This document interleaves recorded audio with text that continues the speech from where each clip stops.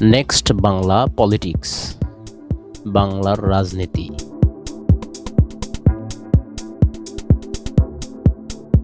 আমি প্রথমে এই শব্দটার ব্যাপারে একটা আপত্তি জানায় রাখি। এনসিপি জামাতের সাথে জোট করেননি, একটা বৃহত্তর জাতীয়তাবাদী ফ্রন্ট গঠিত হয়েছে। সেই ফ্রন্টে জামাত পার্ট, এনসিপিও পার্ট, অন্যান্য ইসলামী দলও পার্ট, এবি পার্টিও পার্ট। হ্যাঁ, এবং এই এই বৃহত্তর জাতীয়তাবাদী ফ্রন্টের পার্ট শুধু রাজনৈতিক দলগুলো নয়, অনেক সিভিল সোসাইটির লোকেরাও। এখন প্রশ্ন উঠতে পারে যে কেউ বলতে পারে যে আপনি তো সবসময়, এমনকি এখনো, প্রথম আলো ডেইলি স্টারের রোলের বিরুদ্ধে বলেন। অবশ্যই আমি তাদেরকে মনে করি দে আর ফ্যাসিস্ট অ্যানাবলার, মানে তারাই হাসিনাকে ফ্যাসিস্ট হিসেবে তৈরি করেছে।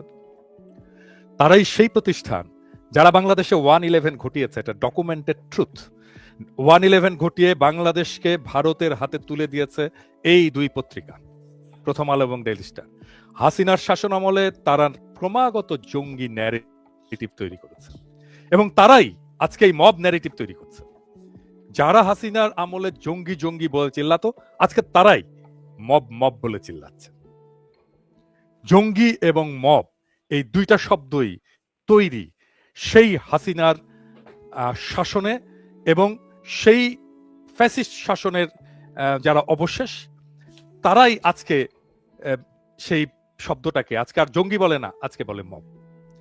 যাদেরকে তারা হত্যাযোগ্য বলে মনে করে, যাদেরকে এই সমাজ থেকে নির্মূল করা উচিত, তাদের গায়ে সে মব তকমাটা এঁটে দেয়। মব শব্দটা তো হিন্দুত্ববাদীদের শব্দ। আপনি ইন্ডিয়ান মিডিয়া দেখেন, মোদির মিডিয়া দেখেন, গদি মিডিয়া দেখেন, আপনি দেখেন মুসলমানদেরকে মব বলা হয়, জিহাদিস্ট মব। ওইখান থেকে ধার করছে তো এরাই করবে। এই প্রথম আলো আর দিল্লি স্টার এরাই করবে। এই মব শব্দটা কারা নিয়ে আসছে আজকের আমাদের আলোচনায়? এরাই। এই প্রথম আলো, দিল্লি স্টার এটা নিয়ে আসছে ইন্ডিয়া থেকে।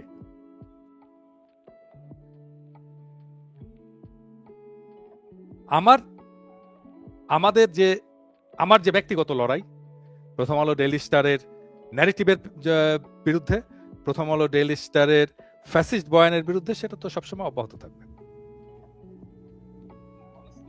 আমি কি বের হয়ে গেছে নাকি? সম্ভব কিনা আসলে না, দেখেন, আমি তো ডেইলি স্টার নিয়ে কয়েকটা এপিসোড করেছি, এবং একটা এপিসোডে আমি খুব স্পেসিফিক্যালি ডেইলি স্টার কি নিউজ ছেপেছে, কোন সময়। এমনকি ডেইলি স্টার তো এই বর্ষা বিপ্লবের সময় আমাদের আন্দোলনকারীদেরকে তো তারা দুষ্কৃতিকারী বলেছে, ডেইলি স্টার মাহফুজ আলম বলেছে। হ্যাঁ, মাহফুজ আলমের রোল নিয়ে তো আমি 38 মিনিটের সম্ভবত একটা এপিসোড করেছি, এবং আমি বলছি এটা নিয়ে সম্ভব হলে 100 মিনিটের এপিসোড করা যায়, 100 ঘন্টার এপিসোড করা যায়। প্রথম আলো ডেইলি স্টারের বিরুদ্ধে জনগণের যে গণরোষ, এটা লেজিটিমেট গণরোষ আছে, এবং এই দুইটা পত্রিকার তো আসলে শাস্তি দেওয়া উচিত ছিল।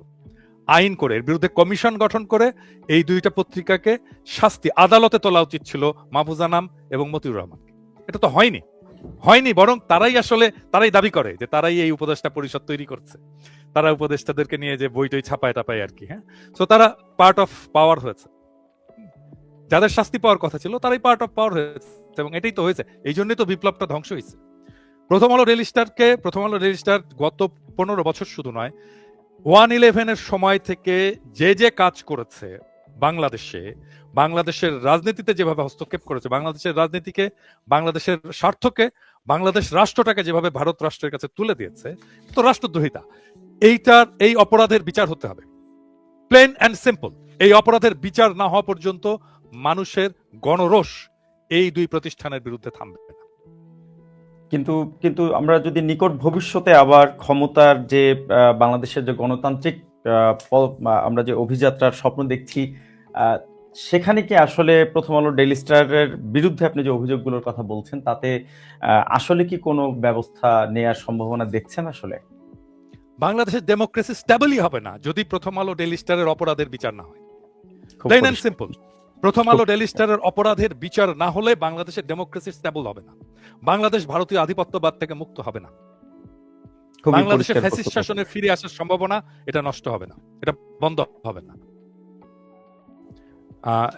এটা কি পাওয়া গেছে আমার দেওয়া ইয়েটা?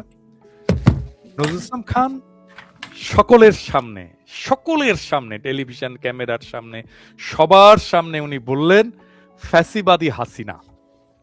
প্রথম আলো সেইটা নিয়ে নিউজ করলো, ফ্যাসিবাদী শব্দটা কেটে দিল। মানে দেখেন পরবর্তীতে সংশোধন অন রেকর্ড পরবর্তীতে তো ঠাপ খেয়ে সংশোধন করছে। এটা তো ঠাপ প্রত্যেক দিনই খায়। হ্যাঁ, ঠাপ না খেলে সংশোধন করতো না। মানে ওকে তো বলতে হবে যে পৃথিবীতে কোন গণমাধ্যম আছে মুখের কথা নাই করে দেয়। আমাদের তো মুখের কথা নাই করে দেয়। আমাদের তো কোনোদিন রেফার করতে দেখেননি, কোনোদিন দেখছেন আমাদের কোনো রেফার করতে দেখছেন প্রথম আলো ডেইলি স্টারকে? না, কোনোদিন রেফার করেন। আমরা তো কিছু বলি না, সমাজ রাষ্ট্র সম্পর্কে আমরা কিছু বলি না। ওইখানে একটা গুরুত্বপূর্ণ একটা সমাবেশে, বাংলাদেশের ইতিহাসের সবচেয়ে গুরুত্বপূর্ণ একটা সমাবেশে ওইখানে অফিসিয়ালি যেই কথাটা বলা হয় সেটাও নাই করে দেয় এরকম গুরুত্বপূর্ণ মানুষের মুখ থেকে। ফ্যাসিবাদ বলা যাবে না হাসিনাকে। দেখেন, তাহলে এটাই হচ্ছে তাদের সম্পাদকীয় নীতি, কেটে দিচ্ছে ওই কথাটা। এবং এভাবেই তারা সত্য উৎপাদন করে। মানে আমি তো বলি, এটা তো মিডিয়া না, এটা হচ্ছে সত্য উৎপাদনের কারখানা। তারা যেটাকে সত্য বলে প্রচার করে সেটাই সত্য হিসাবে বিরাজ করবে সমাজে। এটাই তারা চায়, তাদের এই মাতব্বরিতা চায়। আমরা এই মাতব্বরিতাকে চ্যালেঞ্জ করি জন্য আমরা খারাপ। মানে প্রথম আলো ডেইলি স্টারের ইয়ে করবে কিভাবে, মানে প্রফেসর ইউনূসের সরকার, মানে তাদের বিচার করবে কি? মানে সংবিধান সংস্কার কমিটিতে ডাকা হয় মতিউর রহমানকে মতামত নেওয়ার জন্য, মাহফুজ আনামকে ডাকা হয় মতামত নেওয়ার জন্য। মাহফুজ আনামকে ডাকলেই শুধু হবে না, তার বউকেও ডাকতে হবে, মাহফুজ আনামকে বউকেও ডাকতে হয় মতামত নেওয়ার জন্য। আচ্ছা বলেন তো, মানে মাঝে মাঝে মনে হয় যে সমস্ত বলি যে ওই মতিউর রহমান, মাহফুজ আনামের বউ ও সংবিধান বুঝে, মানে ভাব দেখায় বুঝে, কিন্তু এরা তো আসলে কিচ্ছু বোঝে না, রাষ্ট্র বোঝে না, সংবিধান বুঝে না।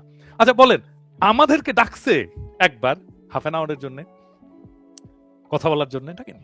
তো এটাই তো সেই এলিট স্ট্যাবলিশমেন্ট, বেকুব, অপদার্থ, মূর্খ, এরা বাংলাদেশ রাষ্ট্রটাকে ধরে আছে, এটা ধরে আছে।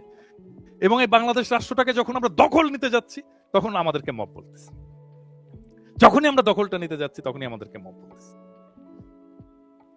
মানে জনতা মব। মানে মাহফুজ আনাম, মতিউর রহমান কখনো মব না, যদিও তারা 1/11 ঘটাইছে। মানে রাষ্ট্র ক্ষমতাকে থেকে কেড়ে নিছে, তারা বাংলাদেশের রাষ্ট্র ক্ষমতাটাকে কেড়ে নিছে 1/11 ঘটায়, কিন্তু তারা মব না। আর্মিকে দিয়ে, মানে বাংলাদেশের দুইটা পত্রিকা ইন্ডিয়া এবং আমেরিকার সাথে মিলে 1/11 ঘটাইছে, এটা প্রতিষ্ঠিত প্রমাণিত সত্য। এইরকম একটা রাষ্ট্রদ্রোহ করছে। তারপর মইনিউকে দিয়ে আর্মিকে ব্যবহার করে রাষ্ট্র ক্ষমতা দখল করছে, রাষ্ট্র ক্ষমতায় ছিল 2 বছরের বেশি সময়। তারাই সরকার গঠন করেছিল, তারাই, এই যে সুশীল সমাজ, এরাই সরকার গঠন করেছিল। এবং প্রেস সচিব তখন তো হয়েছিল, ডেইলি স্টারের সহ সম্পাদক ছিল একজন, সে তো তখন প্রেস সচিব হইল, ফখরুদ্দিনের প্রেস সচিব হলো, তাই তো বোধহয় না ইলিয়াস? ডেইলি স্টারের ডেইলি স্টার অ্যাসিস্ট্যান্ট এডিটরই তো প্রেস সচিব হয়েছিল। মানে সব তো ডেইলি স্টার প্রথম আলোর মালগুলো যেহেতু 1/11 সরকার গঠন করলো, তাই না? এবং লিস্টিত সরকার গঠন, মানে এটা ষড়যন্ত্র কিভাবে হয়েছিল, কিভাবে হয়েছিল। প্রথম তারা শফিক রেহমানের কাছে যায়। শফিক রেহমান এটা আমাকে নিজে বলছেন। শফিক রেহমানের বাসায় যায়, বাসায় যাওয়ার কথা ছিল মতিউর রহমান, মাহফুজ আনাম এবং দেবপ্রিয় ভট্টাচার্য বেশি চালাক যায়নি। মতিউর রহমান এবং মাহফুজ আনাম গেছে এবং শফিক রহমানকে এই প্ল্যানটা বলছে, 1/11 কিভাবে ঘটানো হবে এই প্ল্যানটা বলছে। এবং শফিক রহমান বলছে আমি এটার মধ্যে নাই। তারপরে তারা নিজেদের মতো করে এটা ঘটাইছে। তো ধরেন দুইটা রাষ্ট্র, বিদেশি রাষ্ট্রের সাথে ষড়যন্ত্র করে বাংলাদেশের একটা প্রতিষ্ঠানকে, গুরুত্বপূর্ণ প্রতিষ্ঠানকে, সেনাবাহিনীকে ব্যবহার করে আমি রাষ্ট্র ক্ষমতা দখল করব। হ্যাঁ, মইনিউ যেটা করছে ওই দিন বঙ্গভবনে, যে ওটা মব না? ওটা মব না? মানে 1/11 যে ঘটাইছে, ওই যে আর্মি যে ট্যাঙ্ক আর্মি সোলজার নিজেরা নিয়ে যে ইয়াজউদ্দিনকে অবরুদ্ধ করে তার কাছ থেকে ক্ষমতাটা নিয়ে নিল, এটা মব না? আমরা তো ক্ষমতা নেওয়ার কথা চিন্তাই কিন্তু করি না, আমরা তো কিন্তু প্রতিবাদ জানাই। কিন্তু পিনাকি ভট্টাচার্য, মানে আপনি যদি 2007 থেকে সেই 111 থেকে যদি এখনো পর্যন্ত যদি মানে আমরা ধারাবাহিকভাবে আসি, মানে প্রথম আলো ডেইলি স্টারের যে ভূমিকার কথা আপনি বলছেন, তাহলে সব সময় তো তারা একটা উইন উইন সিচুয়েশনের মধ্যেই আছে। ইভেন আমরা বর্তমান সরকারের সময়েও দেখছি হ্যাঁ, যে কারণ আসলে কারণ কারণ কারণ কারণ রাষ্ট্রটা জনগণের না। রাষ্ট্রটা এখনো জনগণের না, তো এটা এলিটদের রাষ্ট্র। আমি তো সবসময় বলি, আমি হাসিনার আমল থেকে বলি, আমি এটা এলিটদের রাষ্ট্র। হ্যাঁ, এই জনগণের রাষ্ট্র একসময় প্রতিষ্ঠিত হবেই। আজ না হোক কাল হবে, কাল না হোক পরশু হবে, না হোক একদিন না একদিন হবেই। জনগণ তার ক্ষমতা রিক্লেম করবেই। জনগণ তো কোনো মানে নিশ্চুপ নির্বীর্য বিষয় না। জনগণ কি জিনিস এটা 2024-এর জুলাই আগস্টে জনগণ দেখাই দিছে। এই জনগণ একদিন এই রাষ্ট্রের মালিকানা এটা দখল করবে। আমাদের লড়াই হচ্ছে, আমার লড়াই যদি বলেন, আমার লড়াই হচ্ছে জনগণ কিভাবে রাষ্ট্রের মালিকানাটা ফিরে পাবে বা ক্লেম করতে পারবে। কিন্তু তো 36 জুলাই এই তো এত ক্ষুদ্র ছাত্র প্রশ্ন। জনতার রক্তের মধ্য দিয়েও আসলে মানে জনতার রাষ্ট্র যদি না হয়, মানে সেক্ষেত্রে আসলে আর কত জীবন প্রয়োজন এই দেশকে জনতার রাষ্ট্রে পরিণত করতে হলে? মানে আপনি ইউরোপের ইতিহাস দেখেন না কেন? ইউরোপে কি গণতন্ত্র কি খুব সহজে প্রতিষ্ঠিত হয়েছে? অনেক রক্তপাত এড়িয়ে, অনেক রক্তাক্ত পথ এড়িয়ে এই ইউরোপে ডেমোক্রেসি প্রতিষ্ঠিত হয়েছে, গণতন্ত্র প্রতিষ্ঠিত হয়েছে। হ্যাঁ? এমনকি আমেরিকাতেও দেখেন। এই কি রাস্তাটা কি সহজ? মানে ডেমোক্রেসির রাস্তাটা কি সহজ বা খুব সংক্ষিপ্ত? বা একটা ঘটনা ঘটলেই আমি এখানে পৌঁছে যাব? না। এটা একটা সব সময় একটা রাস্তা। এটা আপনি আগাতে থাকবেন, জাতিকে নিয়ে আগাতে থাকবেন। তারপরে দেখবেন আপনি যেইখানে লক্ষ্য বলে মনে করছিলেন, তারপরে লক্ষ্য আরো অনেক দূরে সরে গেছে। আবার ওইখান থেকে আপনাকে যাত্রা শুরু করতে হবে। কিন্তু তারপরেও দেখেন, আমাদের কি প্রোগ্রেস নাই? প্রোগ্রেস আছে তো। অনেক প্রোগ্রেস আছে। দেখেন 2006-এ প্রথম আলো ডেইলি স্টার 111 ঘটাইতে পারছে। আজ পারবে? 111 ঘটাইতে পারবে? সবাই তো আছে। হ্যাঁ, তার প্রভুরা আছে, ইন্ডিয়া আছে, আমেরিকা আছে, আর্মিও আছে, ওয়াকার সাহেব আছে, মিলে যে করুক তো একটা 111, পারবে? পারবে না। হ্যাঁ, তো আসলে তো আমাদের জনগণের এজেন্সি আস্তে আস্তে প্রতিষ্ঠিত হচ্ছে। আমরা তো আস্তে আস্তে ক্ষমতাবান হচ্ছি, আমাদের কণ্ঠস্বর দাঁড়াচ্ছে, আমরা কথা বলতে পারছি, আমাদের কথা শুনছে, মানুষজন শুনছে। হ্যাঁ, আজকে ধরেন মানে একটা নির্বাচন হলো, হুএভার ক্ষমতায় আসলো, হুএভার এক্স ওয়াই জেড যেই ক্ষমতায় আসলো, শেষে কি হাসিনা হয়ে যেতে পারবে? পারবে না। গুম খুন করতে পারবে? পারবে না। এই জিনিস বাংলাদেশে প্রোগ্রেস আছে, কিন্তু প্রোগ্রেস গুলো যেহেতু ধীরে হয়, প্রোগ্রেস সবসময় ধীরে হয়, যেহেতু ধীরে হয় কারণ আমরা কোনো বিপ্লবাত্মক পরিবর্তন করতে পারিনি, প্রোগ্রেসটা ধীরে, সেজন্য চোখে পড়ে না। বাংলাদেশে তো আর কখনো গুম হবে না, বাংলাদেশে আর কোনোদিন আয়নাঘর হবে না, বাংলাদেশে কোনোদিন আর একটা হাসিনা হবে না, বাংলাদেশে কোনোদিন আওয়ামী লীগ ক্ষমতায় আসবে না। ওই দৌড়াইতে জয় বাংলা স্লোগান দিতে পারবে, কোনোদিন রাজপথে দাঁড়ায় লেজিটিমেটলি জয় বাংলা স্লোগান দিতে পারবে না। সো আমাদের প্রোগ্রেস আছে, কিন্তু আমি তো পরের দিনই ওইটা লিখেছি যখন আমি এটা জানতে পারলাম যে এটা এনওসি বাতিল করা হয়েছে, যে বাংলা এডিশনের অপরাধ থেকে। তখন আমাকেই আবার ওই ছবিটা পাঠিয়ে বলা হয়েছে যে প্রবাবলি এই কারণে। আমি সেজন্য বললাম, যেহেতু একটা রেকর্ড থাকবে, সেজন্য বললাম এটার একটা জবাব থাকা উচিত ছিল। পরিষ্কার আমার মনে হয়। আমরা একটু পিনাকি ভট্টাচার্য আপনার কাছে আসতে চাই বাংলাদেশের যে সমসাময়িক রাজনীতির যে পালাবদলগুলো চলছে সেই প্রসঙ্গে কথা বলতে। আমরা গতকালকের একটি খুবই আলোচিত এবং আলোড়িত একটি প্রসঙ্গ একটু সামনে আনতে চাই আপনার মাধ্যমে। জামাতের আমিরের সাথে ভারতের গোপন বৈঠকের যে খবরটি আসলে প্রকাশ করেছে রয়টার্স, যদিও সেটি জামাতের আমিরের পক্ষ থেকে আরেকটি বিবৃতির মধ্য দিয়ে বলা হয়েছে তিনি আসলে কোনো গোপন বৈঠকে আসলে মিলিত হননি। জাস্ট এটি ছিল আসলে সেই কূটনৈতিকদের কাছে বৈঠকটি তাদের পাবলিসিটির প্রসঙ্গেই মূলত রয়টার্সের সাথে বলা। কিন্তু প্রশ্নটি হচ্ছে যে জামাতের আমির যদি গোপন বৈঠক করার ইচ্ছাই পোষণ করবেন, তাহলে সেটি নিশ্চয়ই তিনি গণমাধ্যমকে প্রকাশ করতেন না। আবার সেক্ষেত্রে আমরা দেখলাম যে রয়টার্সের এই প্রতিবেদনের প্রেক্ষিতে আপনিও আসলে এক ধরনের বাহাবা দিচ্ছিলেন। এটি আসলে একটু যদি ব্যাখ্যা করেন। দেখেন, বাহবা দেওয়াটা আরো বেশি কিছু বলা উচিত ছিল। কারণটা হচ্ছে কি যে এইখানে আপনি বাংলাদেশের মিডিয়াগুলোর যে চরিত্র সেটা আপনি দেখতে পারবেন খুবই স্পষ্টভাবে। রয়টারে যেই সংবাদটা এসছে সেখানে এটা বলা হয়েছে যে শফিক সাহেব এটা কনফার্ম করছেন যে এই বছরের শুরুর দিকে ভারতের একজন কূটনীতিকের সাথে তার কথা হয়েছে বা আলাপ হয়েছে যখন ওনার বাইপাস হয়েছিল, এরকম একটা সময় আর কি। তারপরে আরো অনেকে এসেছিল এবং উনিও এসেছিলেন, এবং উনি এই বৈঠকটাকে গোপন রাখতে বলছিলেন, এবং আমি বলছি যে কেন আমি গোপন রাখবো, কেন? সবার সাথেই তো আমার কথা হয়েছে, সবগুলোই আমরা প্রকাশ করেছি, আমি কেন গোপন রাখবো? তো নিউজটা তো এইটুকুই, এর বেশি কিছু না, কিন্তু এটুকুই। এবং এইটা হয়ে গেল যে জামাতের আমির গোপন বৈঠক করেছে। হ্যাঁ, মানে অনেকটা গোপন বৈঠক করে সেটা ফাঁস করে দিয়েছেন। জি, কতখানি মিথ্যাচার, মানে কূটনীতিক বলছিল যে এই বৈঠকের কথাটা গোপন রেখেন, এবং আমি বলতেছি আমাকে ধরেন আজকে আপনার আর আমার সাথে কথা হচ্ছে, আপনি আসছেন আমার এখানে, এসে আপনি বললেন, মানে ঘটনাটা এরকম, আপনি আমার বাসায় আসছেন, বাসায় এসে আমার সাথে কথাবার্তা বলছেন, কথাবার্তা করে বললেন যে দাদা আমি যে আসছিলাম এটা কিন্তু বললেন না কাউকে। তখন আমি বললাম যে কেন ভাই বলবো না কেন, আরো অনেকেই তো আসে, আরো অনেকে এসছে, সবার কথাই বলছে, আপনার কথা কেন বলবো না? তো স্পষ্ট থাকা, পরিষ্কার থাকা উচিত, আমি একজন পাবলিক ফিগার, আমার কাছে আসছেন আপনি, আমি কেন এটা গোপন রাখবো? এই কথাই তো বলছে, মানে পত্রিকায় রয়টার্স এটাই আসছে তো, মানে এইটাকে বলছে যে গোপন বৈঠক করা হয়েছে। এটা তো এত বড় মিথ্যাচার, এত বড় টুইস্ট, এইটা তো মানে কি আর বলবো, কি আর বলবো। পিনাকি ভট্টাচার্য, আপনার ব্যাপারে আরেকটি, এই ভদ্রলোক একটু কি বলবো, এই ভদ্রলোক একটু সরল ভাবে কথাবার্তা বলেন তো, সেই জন্য বোধহয় সবাই পেয়ে গেছে আর কি, সেই জন্য আমি ওনাকে বাহবা দিছি, বলছি যে ঠিক করছেন, এটা ভালো হয়েছে।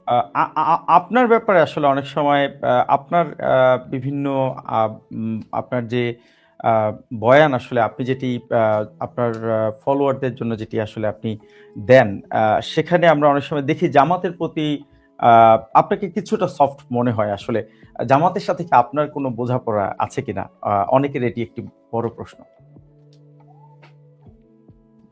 পিনাকি ভট্টাচার্য, সম্পূরক প্রশ্ন করি, এটা আমার একজন 2 দিন আগে বলতেছে যে দাদা নাকি জামাতে নির্বাচন করবে, বুঝছেন? তো আমি হাসলাম। এটা আরো বড় খবর।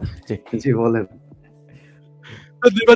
নির্বাচন নমিনেশন ফর সাবমিশনের ডেট তো পার হয়ে গেছে, তো এটা যে না, এটা যে গুজব এবং এটা যে মিথ্যা কথা, সেটা তো আমরা সবাই জানি। আচ্ছা, 2 নম্বর বিষয় হচ্ছে যে বাংলাদেশে এমন কোন রাজনৈতিক দল নাই যার আমি নির্মম সমালোচনা করিনি, ইনক্লুডিং জামাত। সেই সমালোচনা আমি এখনো করি। আমার জামাত প্রসঙ্গে খুব ক্লিয়ার কিছু ক্রিটিসিজম আছে, আমি সেগুলো এই কিছুদিন আগে, আপনি ধরেন খুব বেশি না, আপনি যদি আমার গত মাস তিনেকের ভিডিও দেখেন, এর মধ্যেই আছে। আমি এক্সাক্ট ভিডিওটার কথা বলতে পারছি না, মাস তিনেকে বেশ কয়েকটা ভিডিও করতেছে। জামাতে ইসলামের লোকেরা যখন আমার সাথে কথা বলে, আমি তাদেরকেও বলি, তখনও এগুলো বলি। যেমন আজকের অনুষ্ঠানের সময় আমি বলতে চাই যে 1971-এ জামাতের যে ভূমিকা, এইটার একটা স্পষ্ট ব্যাখ্যা লাগবে, স্পষ্ট ন্যারেটিভ লাগবে জামাতের ইসলামের তরফ থেকে। 1947-এ পাকিস্তান আন্দোলনের বিরোধিতা করেছিল জামাত ইসলাম, সেটার একটা স্পষ্ট ব্যাখ্যা লাগবে। এগুলো আমার ভিডিওতে, বেশি দিন আগের কথা না, মানুষ তো আমাকে 2013-র ভিডিও দেখায়, আমি এটা এখনকার এই সময়ের ভিডিওতে বলেছি। আমার 2013-র একটা ভিডিও কিন্তু আওয়ামী লীগাররা দেখায়, আমি তখন ওইখানে জামাতকে অভিযুক্ত করছি কয়েকটা প্রশ্নে। আমার সেই অভিযোগ স্টিল আমার অভিযোগ ভ্যালিড। আমি এটা জামাতকে বলি যে 1971-এর 25শে মার্চ একটা গণহত্যা হয়েছিল কিনা, টেক্সট বুক রেফারেন্স হয়েছিল, ইয়েস, জামাত এটা অস্বীকার করে না। আমি তখন তাদেরকে দ্বিতীয় প্রশ্নটা করি, আপনারা কখনো মানে ওই 1971-এর 25শে মার্চ থেকে 1971-এর 16 ডিসেম্বরের মধ্যে আপনারা কখনো এই গণহত্যার জন্য নিন্দা জানাইছিলেন? বলে না, আমরা জানাইনি। তাহলে এইখানেই তো আপনার একটা মরাল ফেলিওর, আপনাকে এটাকে স্বীকার করতে হবে।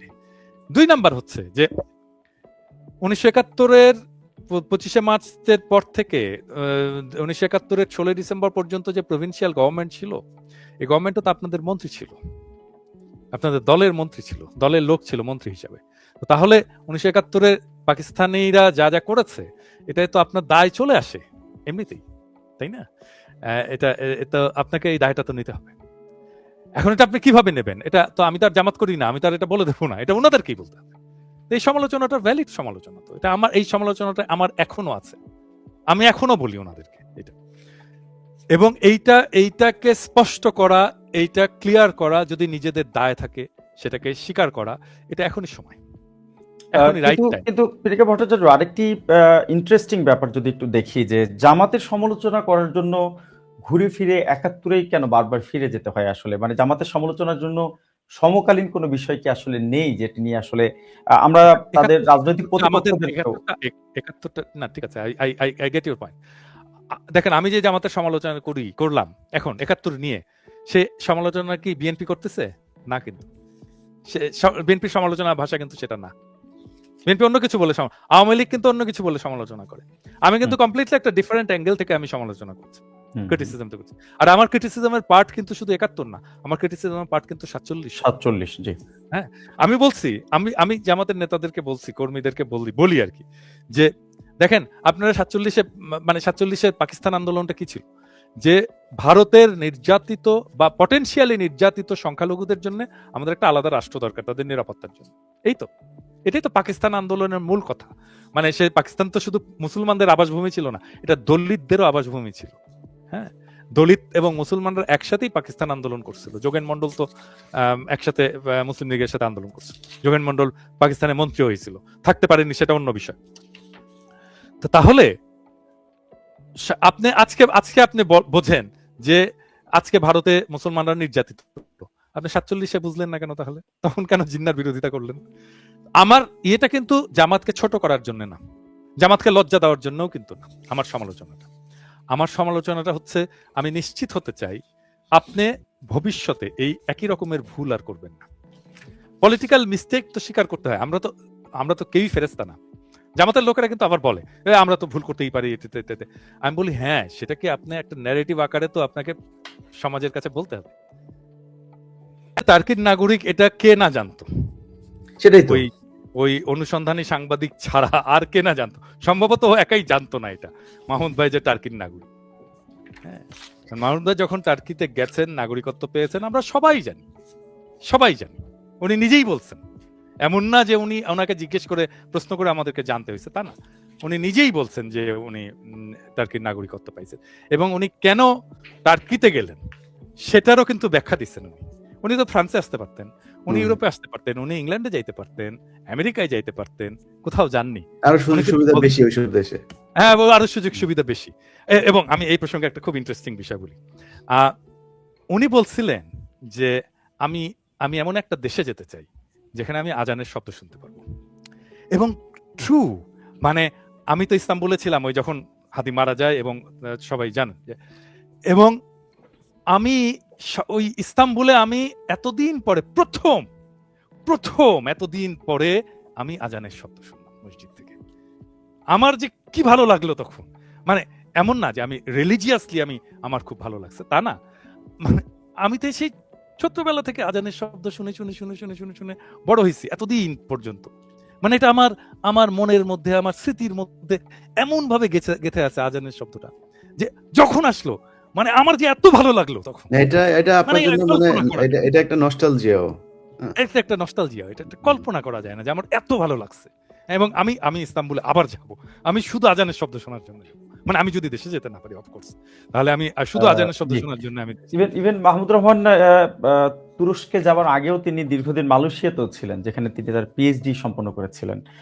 সেটিও একটি মুসলিম দেশ। উনি খুব সম্ভবত মুসলিম দেশের বাইরে অন্য কোনো দেশ কখনো বেছে নেননি। যাই হোক, আমরা বাংলাদেশের রাজনীতির প্রসঙ্গে আবার একটু আসি। পিনাকি ভট্টাচার্য, এনসিপি শেষ পর্যন্ত যে জামাতের সাথেই জোট করলো, নির্বাচনী যে সমঝোতা যেটি আসলে হলো, সেটির সফলতা কতখানি দেখছেন? আমি প্রথমে এই শব্দটার ব্যাপারে একটা আপত্তি জানাই রাখি। এনসিপি জামাতের সাথে জোট করেননি, একটা বৃহত্তর জাতীয়তাবাদী ফ্রন্ট গঠিত হয়েছে। সেই ফ্রন্টে জামাত পার্ট, এনসিপিও পার্ট, অন্যান্য ইসলামী দলও পার্ট, এবি পার্টিও পার্ট। হ্যাঁ, এবং এই বৃহত্তর জাতীয়তাবাদী ফ্রন্টের পার্ট শুধু রাজনৈতিক দলগুলো নয়, অনেক সিভিল সোসাইটির লোকেরাও। মানে সেই অর্থে আপনি বলতে পারেন আমি নিজেকে এই বৃহত্তর জাতীয়তাবাদী ফ্রন্টের সাথে নিজেকে অ্যালাইন্ড মনে করি। তারা মনে করে কিনা আমি জানি না, কিন্তু আমি নিজেকে অ্যালাইন্ড মনে করি এই বৃহত্তর জাতীয়তাবাদী ফ্রন্টের সাথে, এবং আমি তাদের সাফল্য কামনা করি। প্রথম প্রশ্ন হচ্ছে যে এই এই এই বৃহত্তর জাতীয়তাবাদী ফ্রন্টটা ফলাফল কেমন করবে, ভোটে ফলাফল কেমন করবে। আমি এটা আমার একান্ত ব্যক্তিগত মত, আমার ইনটিউশন বলা যেতে পারে। আমার একান্ত ব্যক্তিগত মত যে এই বৃহত্তর জাতীয়তাবাদী ফ্রন্টই প্রধান ধারা হয়ে উঠবে, বাংলাদেশের আকাঙ্ক্ষাকে তারা ধারণ করবে।